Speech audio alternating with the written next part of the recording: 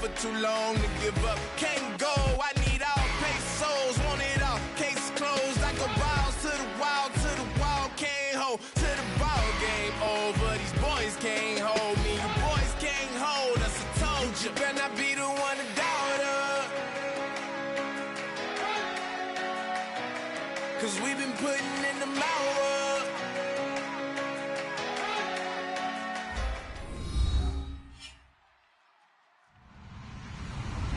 Hello, everybody. I'm Larry Ridley, and this is Madden 17 on EA Sports. There's no question today's game could be defined by the passing game. The Saints are top 10 in pass yards, and they're going up against the Steelers, who will need to be ready to cover a lot of space. So for the call of this week's 17 matchup, let's send it out to our broadcast team, Brandon Guyton and James Davis. Thank you very much, Larry. As usual, the streets of the nearby French Quarter are alive as we are in downtown New Orleans at the Mercedes-Benz Superdome. Coming up, we've got what should prove to be a good one between the Pittsburgh Steelers and the New Orleans Saints. Well, conventional football 101, tells us if you don't get it back to the 20-yard line on a kickoff return, that's a disappointment. But some of these teams, special teams coaches, with approval by the head coach, they give them full authority to go ahead and bring it out and try to be aggressive. Almost what we call the green light, red light theory. Green light means go, red light means stop. Looks like he had green on that play. It's a gain of 14 there, and the Saints are going to get a first down. I like it, I like it, I like it. Get everyone involved in the passing game, and you know you can create those great mismatches throwing it to your guys out of the backfield. And on the first drive, that can also help establish some rhythm, right? I think so, and gets everyone involved. They feel like they're part of it, and really gets them amped up as they go forward. Ready. They'll give it to him right up the gut. And he'll take this up near the 35, maybe the 34. He'll get a nice chunk there on the first down run, and it's 2nd and 4.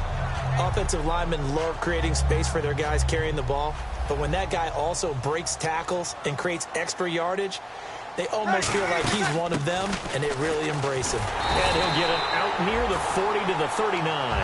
And 5 yards on the play there, and the drive will continue. So many teams want to throw the ball in this situation nowadays, but I love watching a team that has enough confidence to go ahead and run the football. In that situation, that's almost a tendency breaker. Offense comes to the line now, 1st and 10. Ready. They go play action here on 1st down. And it's caught. Kobe Flainer. And he'll be taken down across the 50 at the 45 in enemy territory. And early on, they're picking up right where they left off last week. And I know a lot of coaches say each game is its own. You don't really have carryover. This feels like carryover. So much confidence from the previous game that they're using to their advantage now. Here's the option going right. And he is going to lose yardage here. It's a loss of 5 there, bringing up 2nd. Stephon Tuitt came out at Notre Dame as another one of those really tall defensive ends, and you just wonder, would they be able to have the leverage to bend and make plays? I think he just gave us an answer with that tackle. From midfield, here's Breeze.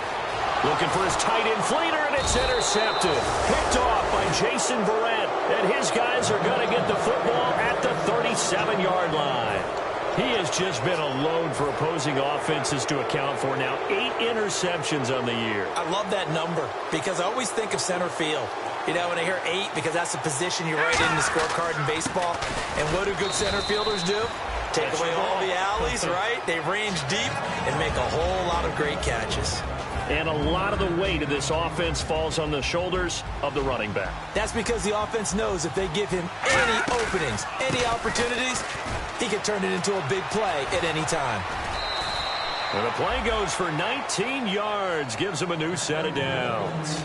And that run was what a lot of people call an explosive run. Gave them good yardage, solid yardage. They feel good about the whole thing, and they did it behind a 2 tight end set. It's always interesting to watch what offenses want to do with the 2 tight ends. Lynch fighting. He fumbles. He lost the football. And they take possession 2 yards away from midfield at the 48-yard line. Now whistles come in. We're going to get a timeout here by the offense. They'll have 2 remaining as we step aside here in this first quarter. Now looking for his tight end fleeter, and it's intercepted. Picked off by the former first-rounder Jimmy Ward. And they will take over possession of the football at their 42-yard line. And Pittsburgh getting set to take the field. And they got across the 50 last time but fumbled and turned it over, so they'll be looking to have a short-term memory here, Mr. Davis. Not only a short-term memory, but a whole lot better ball security. Because if they take care of the ball, continue to move it, their chances of scoring some points, they've got to feel pretty good about. They thought they had things moving in the right direction last time. Fumbles, they don't just affect you on offense, they affect your overall team because now your defense has to make that stand up. And incomplete, he dropped it in the end zone. And now a look at the Saints starting defense. Stephon Anthony acclimated quite quickly to the NFL. As soon as he joined the team, he became their leading tackler. Again on 2nd and 10, it's Lynch. Looking again for Watkins, and this time that's complete. And he takes it down to the 10-yard line. That was a nicely run slant route, and what the receiver's trying to do is make the defender think he's going upfield for a deeper route and then breaks it off, usually after about 3 to 4 steps, and cuts towards the middle of the field. And now what he's trying to do is use his body to keep the defender. And caught in the end zone. Touchdown, Steelers. Sammy Watkins, touchdown number 18 on the year. And the Steelers have taken a first-quarter lead. And this one through the uprights and good. The kickoff team on the field now as they will send this one away. That'll be taken in the end zone.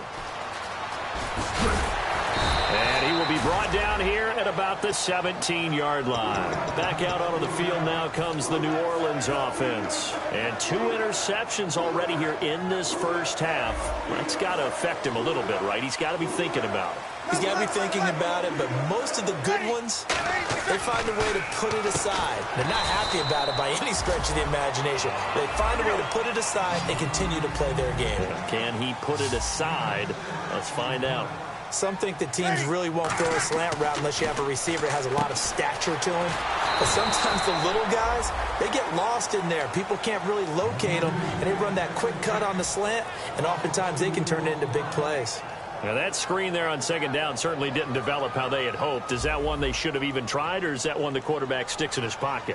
I think the latter. I like what you said there, because trying is one thing. We can second-guess just about every call. But in this case, when you realize that it's broken down, just throw it at the feet of your intended receiver so that no one can pick it off, right? You don't have the ball tipped up in the air, and you come back and try and pick up the first down on 3rd down. That way you don't lose any yardage. Breeze now on 1st down. He's going to flip one out here to his running back. And able to get this one across the 45 before he's brought down. Good route, good pickup for 1st down yardage, and that is a tough one to cover, the angle route, because a running back getting out of the backfield, if you're trying to cover that, especially if you're in the linebacker spot, and you're seeing this play develop, he heads out towards the flat first, and that often gets you to overcommit running in that direction. Then he cuts back up inside you into the middle of the field. That's what we just saw there for a nice pickup.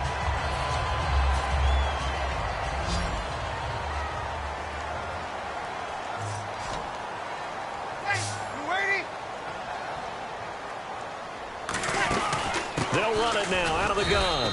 Trying to run inside, but nothing there. Just a yard on the 1st down carry, so it's 2nd and 9. And when this offense is clicking on all cylinders, the running back is in sync as well. The focal point. Runs, catches, blocks, sets a tone for the offense. And incomplete there. A nice hit. Jars the ball free and brings up 3rd down.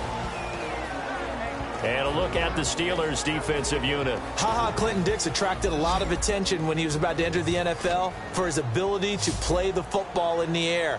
He's actually shown that he can tackle pretty well in the league, too. To throw is Breeze. And that is incomplete. Kobe Fleener, the tight end, his intended target. And it's 4th down.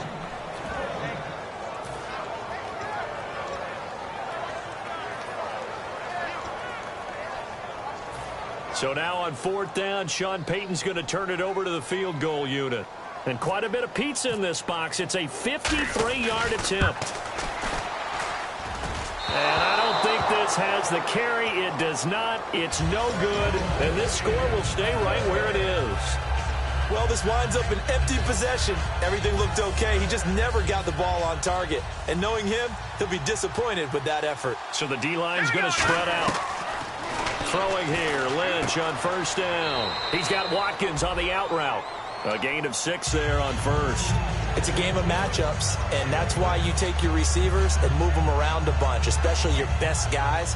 And when they work out of the slot, you often hear the coaches talk about how great it is because it gives you a two-way go. You can break out or you can break in. Lynch fighting. He fumbles. He lost the big man. Get the oxygen tank ready. And he'll score. Touchdown, New Orleans.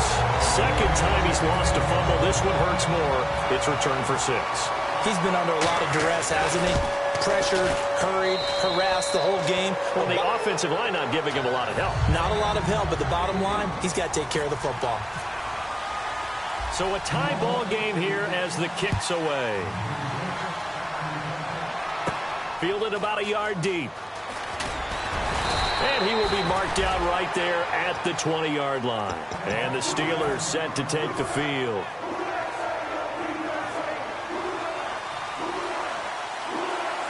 They come up with one running back. That's Bell. He'll get the football here. And he'll get only a couple up to the 22. It's really simple to say that they know their identity, that they are a passing team. But one of the reasons that they're so successful, they know how to mix in the run and make sure that they keep the defense off balance and not able to just simply say, let's go get the quarterback and disrupt things. Play action. It's Lynch. And he is going to go down. He will be sacked on the final play of this first quarter. Back with Charles Davis, Brandon Gaudin. It's Steeler football to begin quarter number 2. They do, however, have a tough 3rd and long coming up.